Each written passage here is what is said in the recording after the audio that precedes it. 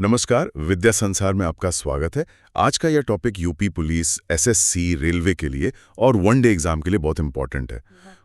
कल्पना कीजिए कि एक इंसान सुबह से लेकर शाम तक एक बहुत बड़ी चट्टान को धकेलने की कोशिश कर रहा है। हाँ, और शाम होते होते वो बेचारा पसीने से बिल्कुल तरबतर हो जाता है। उसकी मांसपेशियां दर्द करने लगती हैं। बिल्कुल, उसकी तो सारी ऊर्जा ही खत्म हो जाती है।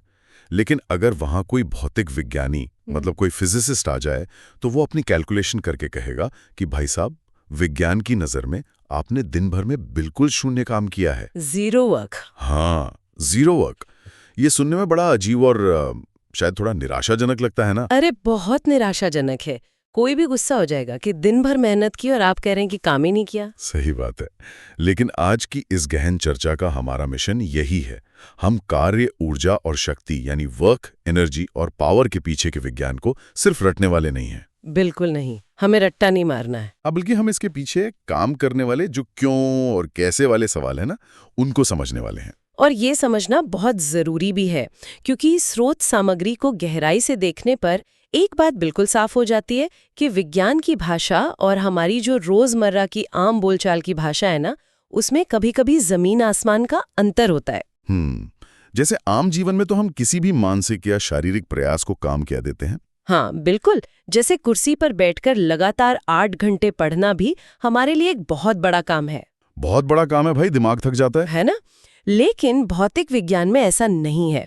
विज्ञान सिर्फ आपके प्रयास को नहीं देखता, बल्कि उस प्रयास से पैदा हुए नतीजे को मापता है। तो आज हम इसी रहस्य को सुलझाएंगे कि विज्ञान की दुनिया में कोई चीज काम या ऊर्जा असल में बनती कैसे है। तो चलिए सबसे पहले इसी कार्य यानी वर्क की वैज्ञानिक परिभाषा की गुत्थी को सुलझाते हैं। हाँ, तो अगर हम अपनी स्रोत सामग्री के हिसाब से चलें तो विज्ञान कहता है कि कार्य तभी माना जाएगा जब बल यानी फोर्स लगाने से वस्तु में विस्थापन हो। विस्थापन यानी डिस्प्लेसमेंट। बिल्कुल। और इसका जो सूत्र हमें दिया गया है वो है W = F × S, जहां W कार्य है, F बल है और S विस्थापन है। तो इसका सीधा सा मतलब ये हुआ कि अगर मैंने बल लगाया लेकिन वस्तु अपनी जगह से हिली ही नहीं, तो विस्थापन शून्य हो गया। और गणित का नियम है कि किसी भी चीज को शून्य से गुणा करेंगे तो नतीजा शून्य ही आएगा। चट्टान वाले उदाहरण में बिल्कुल यही हुआ था, है ना? 100% यही हुआ था। जब कोई व्यक्ति चट्टान को धकेलता है तो उसके शरीर के अंदर जैविक ऊर्जा यानी बायोलॉजिकल एनर्जी का खर्च तो होता ही है। हाँ, मांसपेशियां सिकुड़ती हैं, ब्लड सर्कुलेशन तेज होता है। बिल्कुल। लेकिन हम यहाँ शरीर के अंदर की बात नहीं कर रहे हैं, हम चट्टान पर किए गए यांत्रिक कार्य की बात कर रहे हैं। मैकेनिकल वर्क की? हाँ, मैकेनिकल वर्क। चूंकि चट्टान का विस्थापन यानी S शून्य था, इसलिए सूत्र के अनुसार चट्टान पर किया गया कार्य भी शून्य हो गया। मतलब भौतिक विज्ञान बहुत ही व्यवहारिक है। उसे सिर्फ इस बात से मतलब है कि जिस वस्तु पर बल लगाया गया वो वस्तु अपनी जगह से कितनी खिसकी। एकदम सही। ये बात तो समझ में आती है। बल लगाया, चीज खिसकी तो कार्य हुआ। लेकिन हमारे स्रोत में एक बहुत ही दिलचस्प सूत्र और दिया गया है जिसने मेरे दिमाग में कई सवाल खड़े कर दिए हैं। अच्छा, कौन सा सूत्र है वो? वो सूत्र है W = F × S × cos theta. अब ये थीटा यानी कोण का विज्ञान में क्या काम आ गया? ये एक बहुत ही अच्छा सवाल है। मतलब क्या इसका ये अर्थ है कि अगर मैं किसी वस्तु को धक्का दे रहा हूं तो मुझे ये भी देखना होगा कि मैं किस एंगल या कोण से धक्का दे रहा हूं? बिल्कुल देखना होगा। और यही वो बिंदु है जहां विज्ञान असल में मजेदार हो जाता है। देखिए, बल और विस्थापन दोनों ही सदिश राशियां हैं, यानी वेक्टर क्वांटिटीज। इनमें दिशा होती है। हाँ, दिशा होती है। लेकिन जब ये दोनों आपस में गुणा होकर कार्य बनाते हैं तो कार्य एक अदिश राशि यानी स्केलर क्वांटिटी बन जाता है। अच्छा, तो अब सवाल ये है कि ये कोण या थीटा यहाँ पर क्यों जरूरी है? इसे एक उदाहरण से समझते हैं। मान लीजिए हम एक बक्से को धक्का दे रहे हैं। हम जिस दिशा में धक्का दे रहे हैं, बक्सा भी उसी दिशा में आगे खिसक रहा है। ठीक है। तो यहाँ हमारा बल और बक्से का विस्थापन दोनों एक ही समानांतर रेखा पर है। उनके बीच का कोण 0 डिग्री है। और गणित में cos 0 डिग्री का मान 1 होता है। बिल्कुल सही। तो इसका मतलब सूत्र के हिसाब से जो कार्य हुआ वो धनात्मक या पॉजिटिव हुआ। ये तो सीधा सा लॉजिक है कि जिधर धक्का दिया उधर ही वस्तु गई। हम वस्तु के आगे बढ़ने में एक तरह से मदद कर रहे हैं। हाँ, लेकिन अब जरा स्थिति को पलट कर देखते हैं। जब हम उस भारी बक्से को फर्श पर खिसका रहे होते हैं तो क्या सिर्फ हम ही बल लगा रहे होते हैं? नहीं, फर्श भी तो बक्से पर एक बल लगा रहा होता है। बिल्कुल, जिसे हम घर्षण बल या फ्रिक्शन फोर्स कहते हैं। अब घर्षण बल के नजरिए से सोचिए। हाँ, घर्षण बल तो हमेशा गति का विरोध करता है। सही कहा। यानी अगर बक्सा आगे जा रहा है तो घर्षण बल उसे पीछे की तरफ खींचने की कोशिश कर रहा है, तो बक्सा जा रहा है आगे और घर्षण बल लग रहा है पीछे। तो दोनों दिशाएं एक दूसरे के बिल्कुल विपरीत हो गई। और विपरीत दिशाओं का मतलब है कि उनके बीच 180 डिग्री का कोण बन गया। एकदम सही।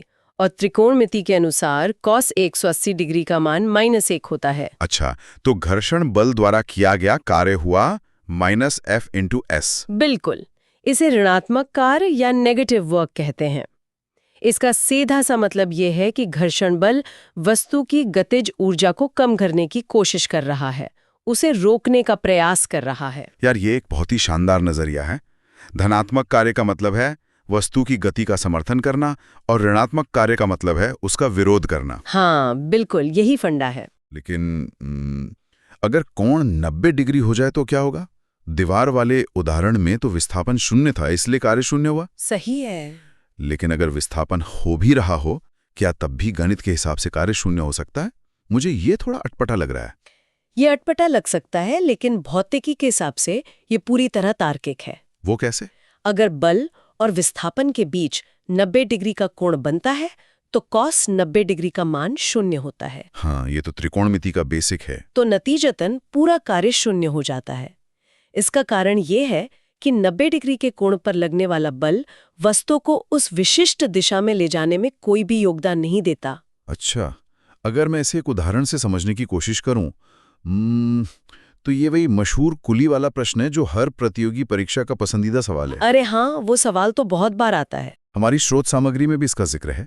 सवाल कुछ ऐसा होता है कि एक कुली 10 न्यूटन का भार उठाकर 5 मीटर तक चलता है। क्या कुली द्वारा किया गया कार्य 0 है?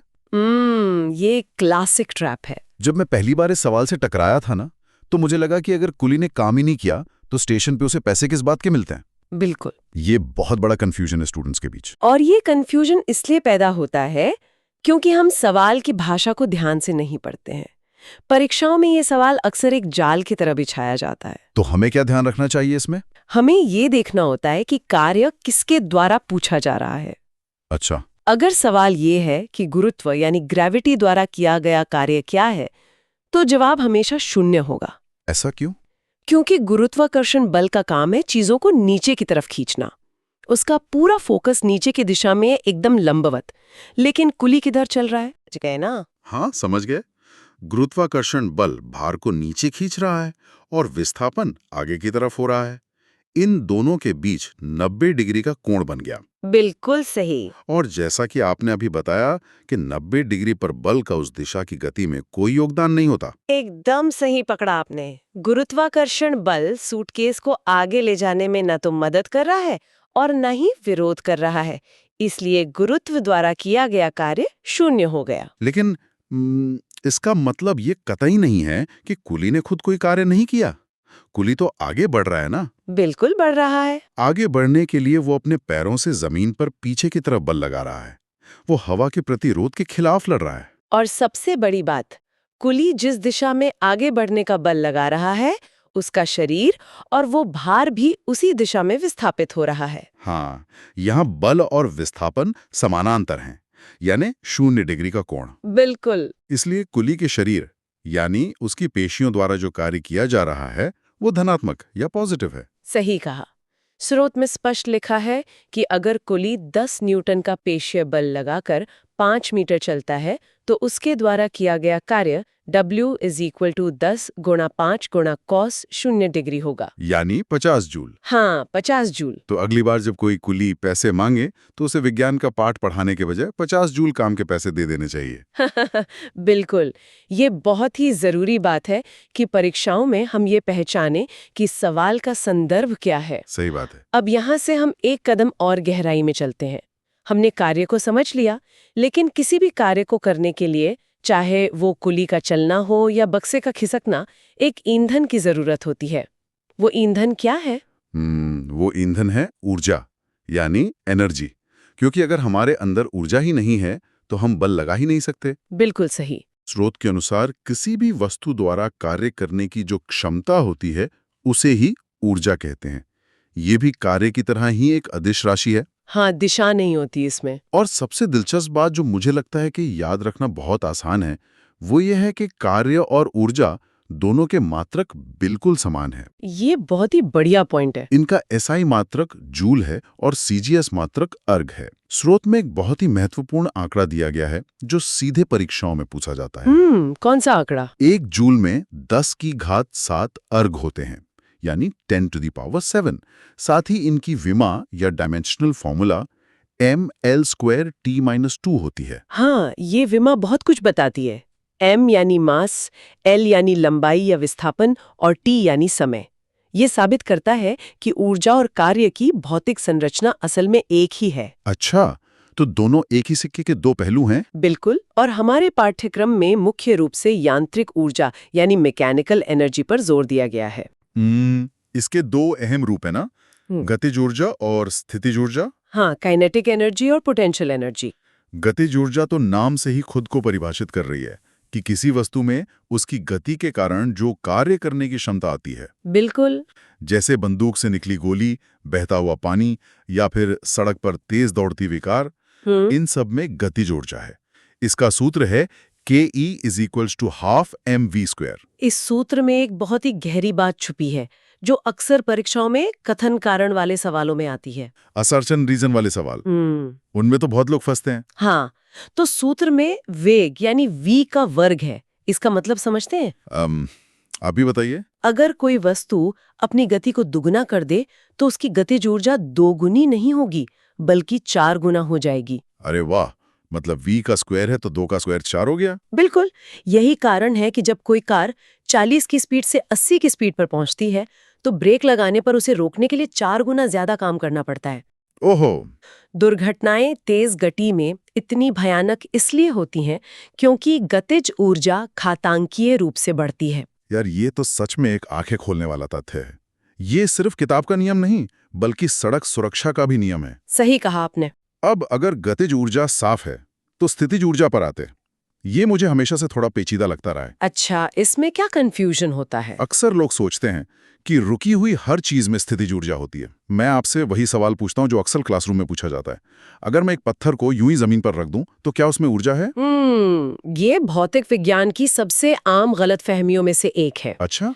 स्थितिज ऊर्जा का मतलब सिर्फ रुके रहना या शांत रहना नहीं है। स्थितिज ऊर्जा का वास्तविक अर्थ है किसी वस्तु की विशेष स्थिति या उसके बदले हुए आकार के कारण उसमें छिपी हुई ऊर्जा। मतलब पोजीशन और कॉन्फ़िगरेशन। बिल्कुल। अब जमीन पर रखे पत्थर के बारे में सोचिए। क्या उस पत्थर को अगर हम वैसे ही छोड़ दें तो वो खुद से कोई कार्य करेगा? क्या वो विस्थापित होगा? नहीं, अगर वो जमीन पर ही रखा है तो वो कहीं नहीं जाएगा, वो वहीं पड़ा रहेगा। और अगर वो विस्थापित ही नहीं हो सकता तो वो कोई कार्य नहीं कर सकता। ये लॉजिक तो सही है। बिना कार्य करने की क्षमता के कोई ऊर्जा नहीं हो सकती, इसलिए जमीन पर रखे पत्थर में स्थितिज ऊर्जा 0 होती है। अच्छा। लेकिन अब उस पत्थर को उठाइए और एक 10 मंजिला इमारत की छत पर ले जाइए। अब क्या उसमें स्थितिज ऊर्जा है? हाँ, क्योंकि अब अगर मैं उसे छोड़ दूं तो गुरुत्वाकर्षण बल उसे तेजी से नीचे खींचेगा। बिल्कुल। उसमें कार्य करने की क्षमता आ गई है क्योंकि उसने एक ऊंचाई हासिल कर ली है। एकदम सटीक। यही स्थितिज ऊर्जा का सूत्र है। PE = m/g/h, यानी द्रव्यमान गुणा गुरुत्वीय त्वरण गुणा ऊंचाई। तो जितनी ज्यादा ऊंचाई होगी ऊर्जा उतनी ही ज्यादा होगी। हाँ, और ये सिर्फ ऊंचाई तक सीमित नहीं है।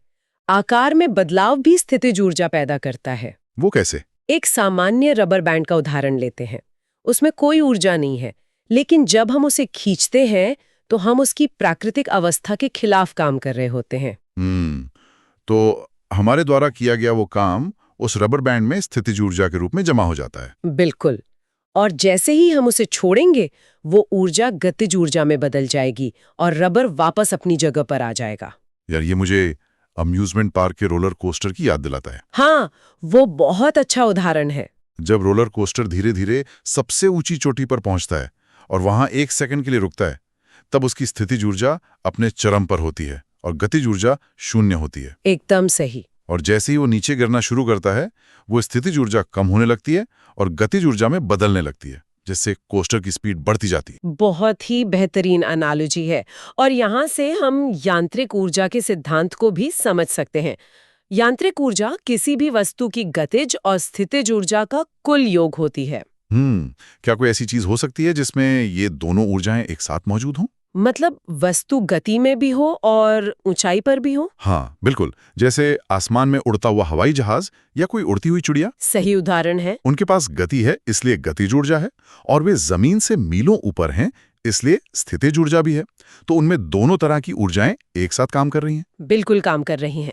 अब जब हमने ऊर्जा के इन सारे रूपों को समझ लिया है, तो एक बहुत ही स्वाभाविक लेकिन गहरा दार्शनिक सवाल उठता है। वो क्या? ये सारी ऊर्जा आती कहाँ से है और खर्च होने के बाद जाती कहाँ है? ये सवाल हमें आधुनिक भौतिकी के सबसे बड़े सिद्धांत की ओर ले जाता है। हाँ, बिल्कुल। मुझे लगता है आप एल्बर्ट आइंस्टाइन और उनके ऊर्जा संरक्षण के नियम की बात कर रही हैं। स्रोत में उनके मशहूर सूत्र E=mc² का जिक्र किया गया है। हाँ, यही वो सूत्र है। ये दुनिया का शायद इकलौता ऐसा वैज्ञानिक सूत्र है जिसे हर इंसान ने कहीं ना कहीं जरूर देखा है। टी-शर्ट्स पर, किताबों पर, भले उसे इसका मतलब ना पता हो। यह सूत्र विज्ञान की दुनिया का एक क्रांतिकारी मोड़ था। यहाँ E ऊर्जा है, M द्रव्यमान यानी मास है और C प्रकाश की गति है, स्पीड ऑफ लाइट। आइंस्टीन ने पहली बार दुनिया को ये बताया कि द्रव्यमान और ऊर्जा दो अलग-अलग चीजें नहीं हैं। अच्छा? हाँ, यह एक ही सिक्के के दो पहलू हैं। इस ब्रह्मांड में हर वो चीज जिसमें वजन है, उसके अंदर एक विशाल ऊर्जा छिपी हुई है। और यहीं से जन्म लेता है ऊर्जा संरक्षण का नियम, यानी law of conservation of energy. ये नियम भौतिक विज्ञान का वो पत्थर है जिस पर सब कुछ टिका है। बिल्कुल टिका है। ये कहता है कि ऊर्जा को न तो हम बना सकते हैं और न ही हम उसे नष्ट कर सकते हैं। एकदम सही। ये नियम हमें बताता है कि हम ऊर्जा के निर्माता नहीं हैं, हम सिर्फ इसके मैनेजर हैं। हम इसे सिर्फ एक रूप से दूसरे रूप में बदल सकते हैं, यानी इसका रूपांतरण कर सकते हैं। और परीक्षाओं में इसी ऊर्जा के रूपांतरण पर सबसे ज्यादा सवाल बनते हैं। हाँ, उपकरण वाले सवाल। हमें उपकरणों के नाम दिए जाते हैं और पूछा जाता है कि कौन सा उपकरण किस ऊर्जा को किस रूप में बदल रहा है। ये असल में हमारे रोजमर्रा के जीवन की इंजीनियरिंग है। चलिए इस इंजीनियरिंग को थोड़ा डिकोड करते हैं। मुझे डायनेमो और विद्युत मोटर का रिश्ता हमेशा एक शीशे के अक्स जैसा लगता है, एक दूसरे का बिल्कुल उल्टा। वो कैसे? अगर हम मोटर को देखें, जैसे हमारे घरों में पानी चढ़ाने वाली मोटर या पंखा, तो हम उसमें बिजली डालते हैं, यानी विद्युत ऊर्जा, और वो उसके पहिए को घुमाती है, यानी यांत्रिक ऊर्जा। बिल्कुल सही। लेकिन डायनेमो जो जनरेटर में लगा होता है, वो बिल्कुल इसका उल्टा करता है। हम जनरेटर का हैंडल घुमाते हैं या उसमें डीजल डालकर उसे घुमाते हैं, जो कि यांत्रिक ऊर्जा है। हाँ, और वो बाहर बिजली फेंकता है, यानी विद्युत ऊर्जा। ये तुलना बहुत सटीक है। दोनों की कार्यप्रणाली एक दूसरे के बिल्कुल विपरीत है। ऐसे ही अगर हम संचार के उपकरणों की बात करें, अभी हम माइक्रोफोन में बात कर रहे हैं। माइक्रोफोन क्या कर रहा है? ये हमारी आवाज पकड़ रहा है? हाँ, ये हमारी आवाज से पैदा होने वाली ध्वनि ऊर्जा को पकड़ रहा है और उसे इलेक्ट्रॉनिक सिग्नल्स यानी विद्युत ऊर्जा में बदल रहा है, ताकि ये तारों के माध्यम से जा सके। और इसके बिल्कुल उलट काम करता है लाउडस्पीकर। लाउडस्पीकर के पास वो विद्युत ऊर्जा पहुंचती है और वो उसे वापस ध्वनि ऊर्जा में बदल देता है ताकि लोग उसे सुन सकें। ये सच में जादुई लगता है। वाद्य यंत्रों का उदाहरण भी हमारी स्रोत सामग्री में है, जो मुझे बहुत दिलचस्प लगा। हाँ, गिटार वाला उदाहरण।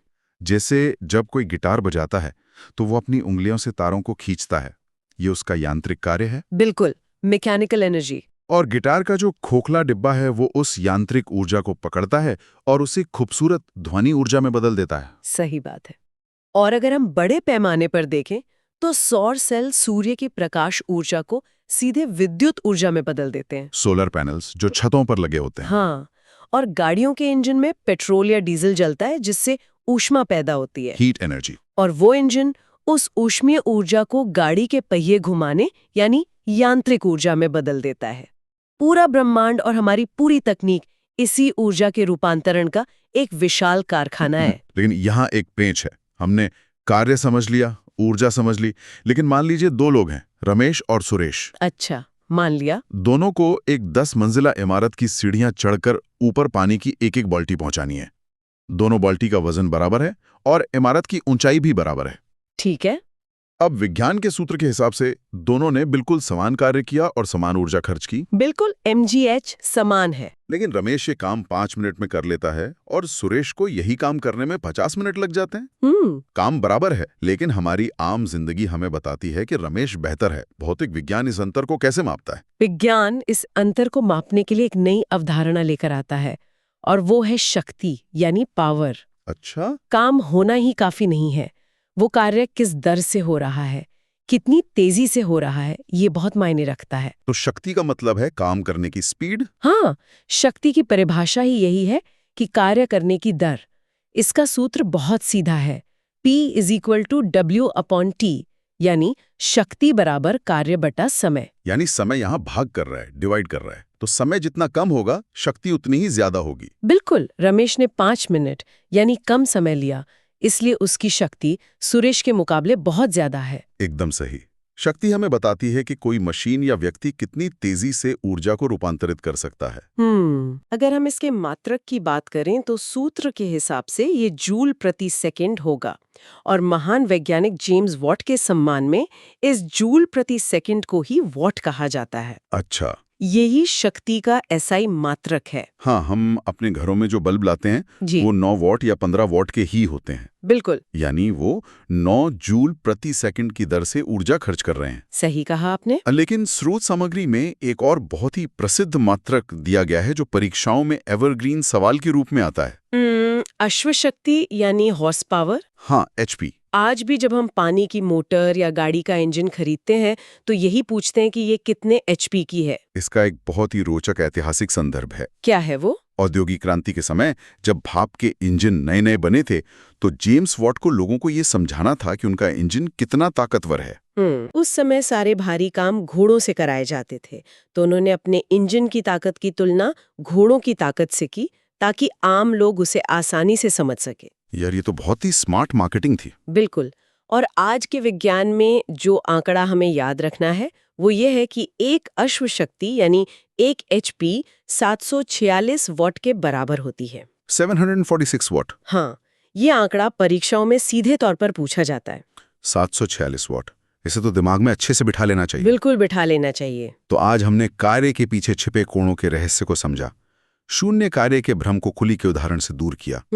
हमने देखा कि कैसे ऊर्जा गति और स्थिति का खेल खेलती है, आइंस्टीन के नियम को छुआ, और अंत में ये जाना कि समय कैसे शक्ति का निर्धारण करता है। और सबसे महत्वपूर्ण बात यह है कि जब हम इन सूत्रों को सिर्फ रटने के बजाय उनके पीछे काम करने वाले तर्क को समझ लेते हैं तो विज्ञान सिर्फ किताबों का विषय नहीं रह जाता। सही बात है। वो हमारे चारों ओर चलने वाली दुनिया को देखने का एक स्पष्ट चश्मा बन जाता है। बिल्कुल सही कहा। अब इस पूरी चर्चा को समेटते हुए मैं आपको एक विचार के साथ छोड़ना चाहता हूँ। हमने ऊर्जा संरक्षण का नियम पढ़ा कि ऊर्जा कभी नष्ट नहीं